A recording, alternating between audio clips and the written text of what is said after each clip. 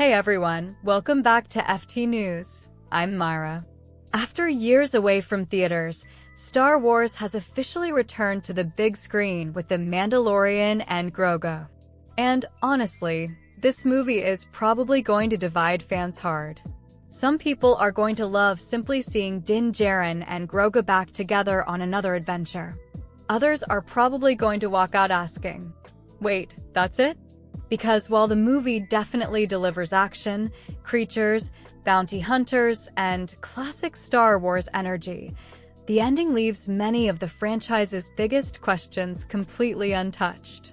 Now, before we get into the ending itself, let's quickly talk about the setup.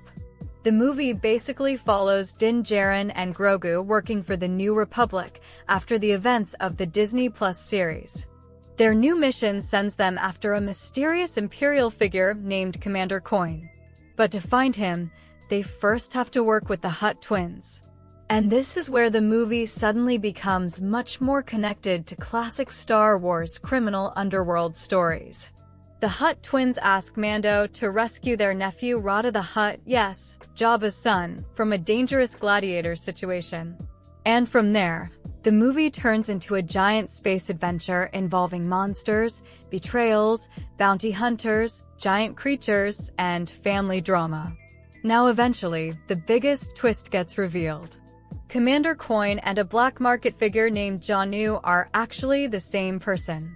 And meanwhile, the Hutt twins were secretly manipulating both sides the entire time. So technically, the Hutt twins become the real main villains of the movie. But honestly, the most important part of the film isn't really the villains. It's Grogu.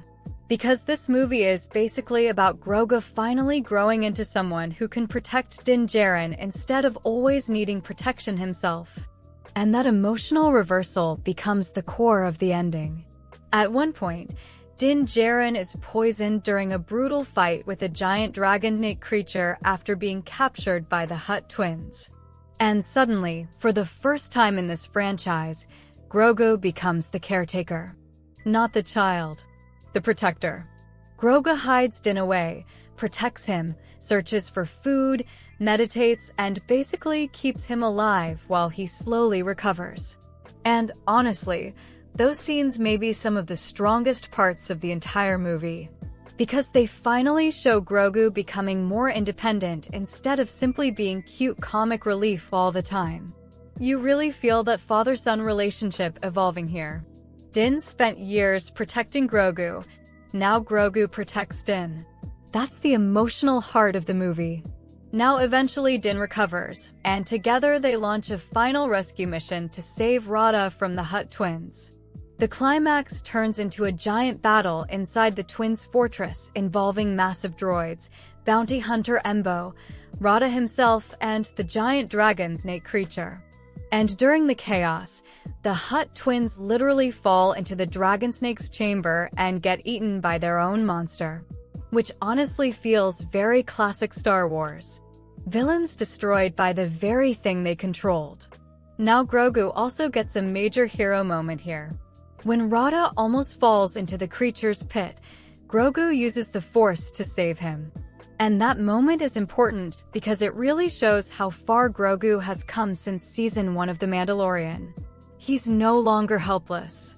He's becoming a warrior, a protector, and potentially something even bigger in the future. Now after escaping the fortress, Din, Grogu, and Rada are rescued by New Republic forces. And back at the base, Rada surprisingly decides to stay with the New Republic instead of returning to criminal life. So the ending is actually very focused on family and identity. Rada stepping away from Jabba's shadow. Grogu becoming stronger. Din realizing he's now part of something larger than himself. But now we need to talk about why many Star Wars fans are already frustrated with this ending. Because despite all the marketing and build-up, the movie barely touches the larger Star Wars storyline at all. Grand Admiral Thrawn? Barely mentioned. The Imperial Remnant? Mostly ignored. The bigger crossover setup connected to Ahsoka? Almost completely absent. And that's honestly shocking because many fans expected this movie to become a massive bridge into the future of Star Wars. Instead, the film mostly feels like a long stand-alone adventure episode. And that's where the biggest criticism is coming from. A lot of viewers are saying the movie feels less like a major theatrical event and more like several Mandalorian television episodes stitched together into one film. Even the structure feels episodic. New mission, new planet, monster fight, escape, another side quest, another action scene. And while that formula can still be fun, many fans expected something much bigger for Star Wars return to theaters after so many years. Now visually, the movie still looks good. Pedro Pascal remains great as Din Djarin. Grogu is still adorable. The action works. The creatures are entertaining. And longtime Clone Wars fans will definitely appreciate characters like Embo finally appearing in live action. But emotionally and narratively, the movie may leave people wanting more. Especially because the ending changes almost nothing about the larger Star Wars universe. Din and Grogu simply fly off together again for another adventure. And that's it. No massive galaxy-changing event. No shocking cliffhanger. No huge Thrawn reveal. Nothing truly game-changing. Now some fans may actually like that smaller-scale approach. Because early Mandalorian worked specifically because it avoided giant galaxy-level stakes. It focused on character relationships instead. And this movie definitely continues that philosophy.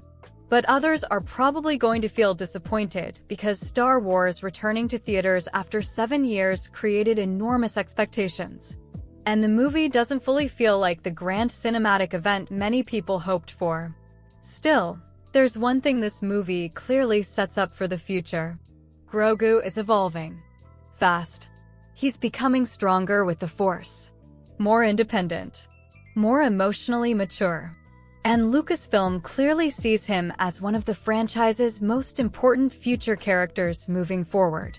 Especially because Grogu now exists in this unique middle space between Jedi and Mandalorian culture. And, honestly, that could eventually become far more interesting than Din Djarin himself. So while The Mandalorian and Grogu may not completely reshape Star Wars, it does push Grogu closer toward becoming one of the galaxy's next major heroes. And for many fans, that alone may be enough reason to stay invested in whatever comes next. This is Myra from FT News, signing off.